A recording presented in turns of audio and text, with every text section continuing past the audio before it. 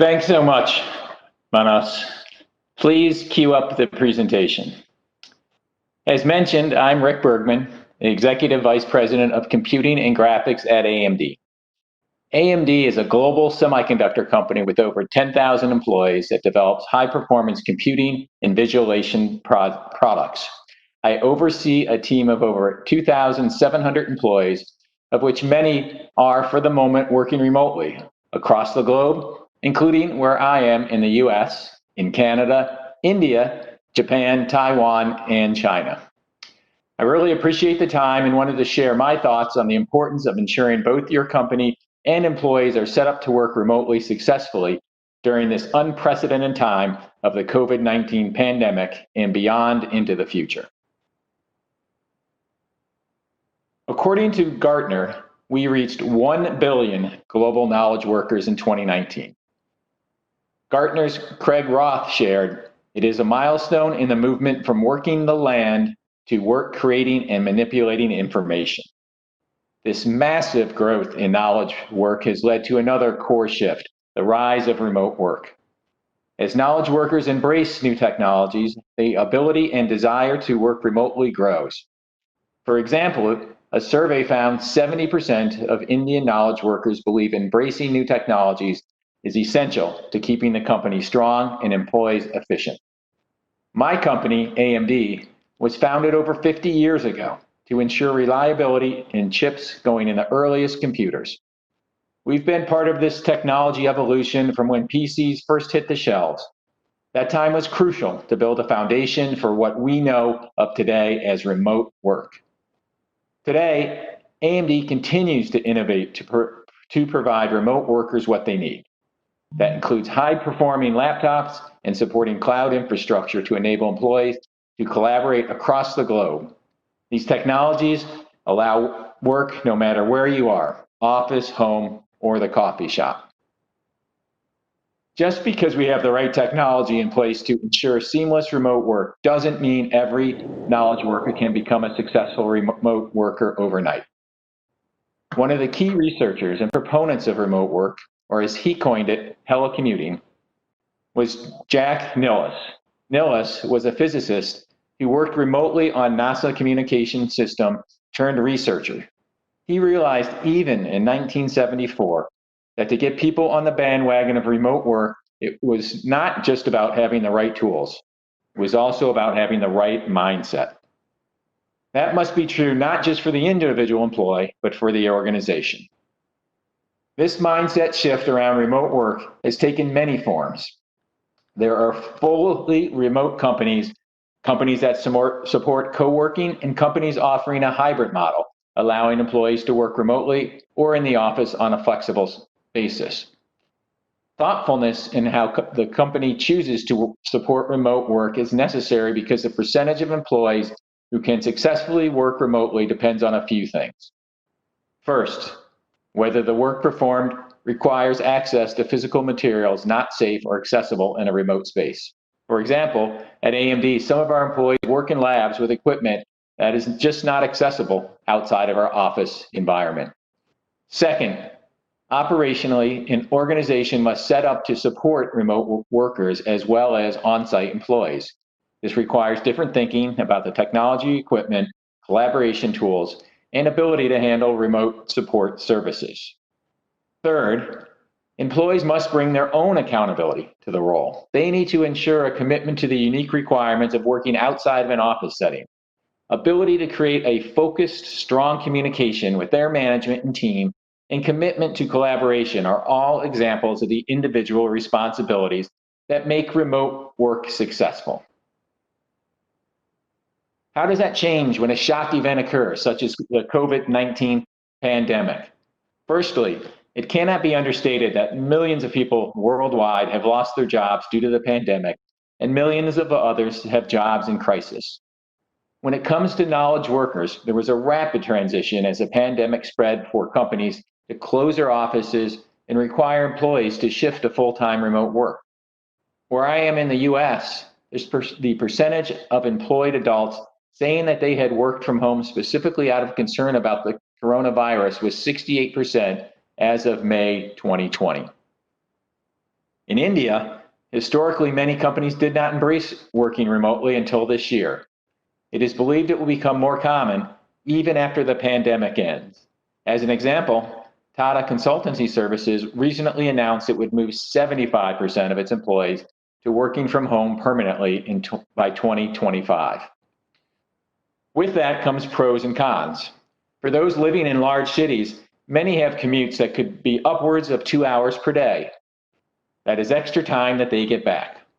On the flip side, in locations where real estate is expensive, like San Francisco or Mumbai, many live in smaller apartments with less reliable Wi-Fi and limited space and privacy.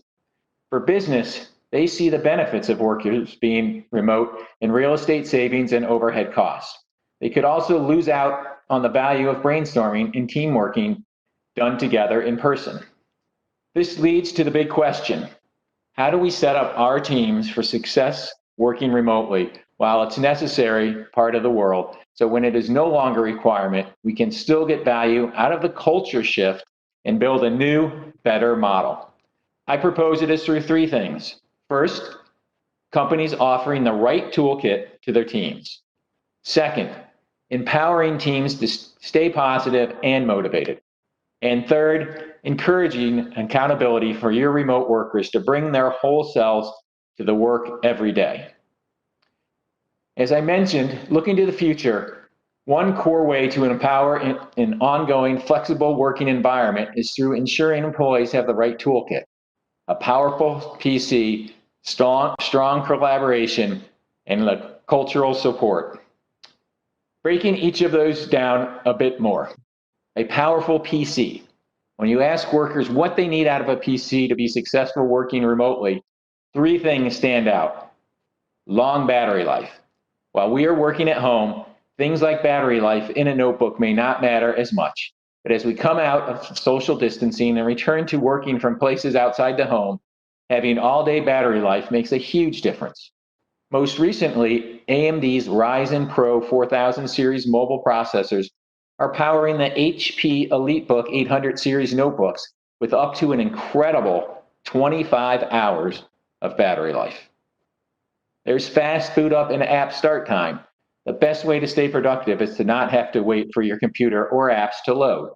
Modern standby is now the expectation of business users, so they can have a similar experience on their PCs that they do on their phone. Responsive multitasking. Many jobs require us to handle several things at once. It is key to have a PC that can manage heavy demands to keep work streamlined and efficient. Sometimes your PC may not be enough. Having remote access to a more powerful system, like an AMD EPYC processor-powered server, can make the difference in your workloads. Strong collaboration tools. Many teams are already globally distributed, so having strong collaboration tools in place is a must-have. Those tools also translate nicely to remote work, giving us an opportunity to stay up to speed and work together even when we're physically not in the same location. At AMD, we've accelerated the rollout of Microsoft Teams platform to allow us to secure and easy-to-use video conferencing, persistent chat, and channels, and collaborate on documents. And then finally, cultural support. Without leadership support, remote work quickly loses its value and productivity can plummet. Teams that do remote work well over-communicate, stay focused, and on their tasks and goals, and have a strong foundation of trust. I want to expand further on the cultural support aspect, especially when it comes to how business leaders can motivate and inspire a remote workforce.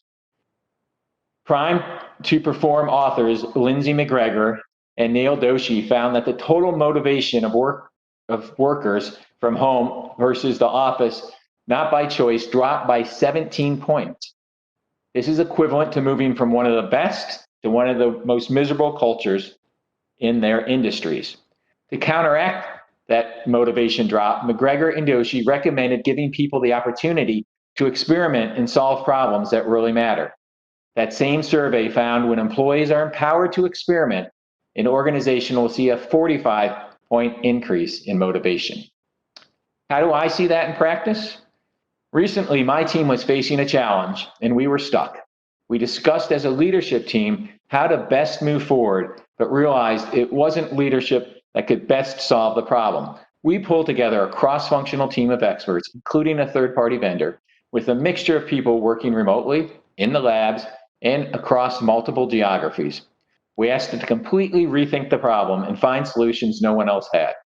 While there's still work to be done, I can say giving that brain trust freedom to experiment has made more progress than we had previously. It also allowed those team members, especially those working remotely, to see their contributions as valuable.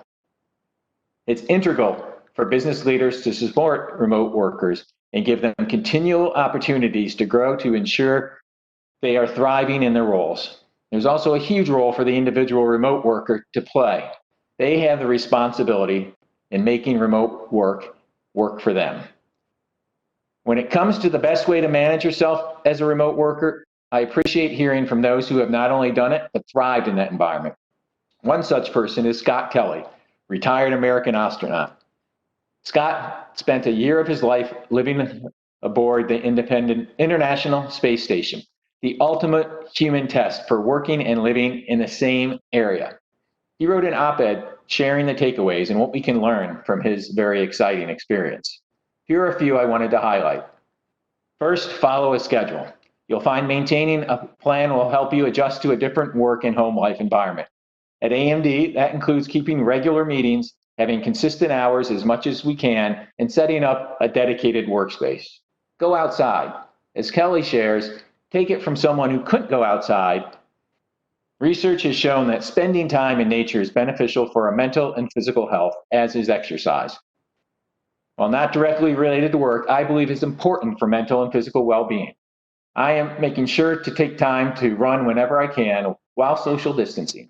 I believe making time to be outside will allow the time we spend inside working to be more productive. And take time to connect. Technology makes it easier than ever to keep in touch, so it's worth making time to connect with someone every day. For me, I find it helpful to spend time on casual discussions when starting one-on-ones or meeting to connect at a deeper level with colleagues. At AMD, we keep regular contact with our colleagues, using Teams video for meetings instead of dial-ins, having virtual happy hours to celebrate the end of a long week, or checking in with a direct report or colleague to make sure they are doing okay. As we look to the future, remote work is not going to disappear whenever the pandemic subsides. Data shows that nearly 60% of the workers would like to continue to have remote work be an option once public health restrictions are lifted. IBM recently found 75% of the workers would like to continue to work from home in at least a partial capacity. Clearly, the demand is there. As shared previously, when workers can work remotely by choice, their motivation increases dramatically. How do we keep them motivated and ensure that there is not a dip in business productivity? Here are my 3 parting tips for business leaders looking at how to thrive long-term in a remote working environment. Use data to inform decisions, but also listen to employee feedback. It's easy for leaders to make assumptions about how productive employees work remotely may or may not be. But once you begin to collect data, it becomes actionable. In addition, it's important to listen and engage on employee feedback. Ensure remote workers are treated as equal to office workers. I notice when doing meetings with mixed in-office and remote workers, without thoughtful planning, the remote attendees can feel like an afterthought, leading to an imbalance in who contributes. Leadership should take a thoughtful approach to inclusion and provide equal opportunities for advancement and valuable assignments. Third, educate managers about how to successfully support remote workers. Research shows more than 57% of employees have left the job due to their manager. If a manager doesn't think a remote employee can perform their job at or above expectations, the employee will quickly feel unsupported and potentially leave your organization. Consider training managers on how to manage remote workers, focusing on inclusion, work-life balance, and preventing burnout. With these actions in motion, we can move forward with the goal of making working remotely work for many people. At AMD, this is a journey, not a destination, and we are learning as we continue to evolve how we support remote workers and set our employees up for success, whether in an office or elsewhere. Thank you for your time, and many thanks to Zinnov for inviting me to share my thoughts today. Thank you very much.